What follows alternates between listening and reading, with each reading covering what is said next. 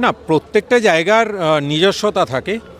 দীঘার একটা নিজস্বতা ছিল সমুদ্র সৈকত হিসাবে, তার সঙ্গে মানে আর একটা ফেদার অ্যাড হলো, এটা যে ভাস্কর্য তোমরা দেখতে পাচ্ছ, যে মানে অপূর্ব স্থাপত্য এবং শৈলী নির্মাণ হয়েছে, আগামী কয়েকশো বছর ধরে এটা থাকবে এবং এটা একটা ইতিহাস তৈরি হয়েছে।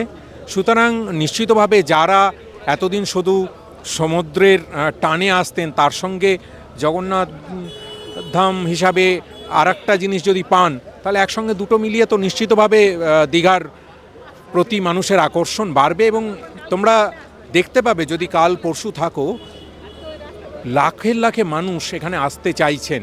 কালকে ইনগ্রেশন হয়ে যাওয়ার পর যখন মানুষের জন্য খুলে দেওয়া হবে, দেখতে পারবে। আমার মনে হয় পশ্চিমবঙ্গের পর্যটন মানচিত্রে দীঘা বোধহয় শ্রেষ্ঠ স্থান লাভ করতে চলেছে।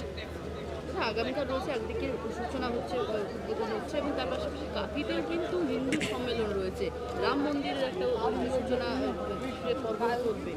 কি বলবো, কম্পিটিশন? না, কম্পিটিশনের বিষয় না, বিষয়টা হচ্ছে ভালো করে বুঝতে হবে।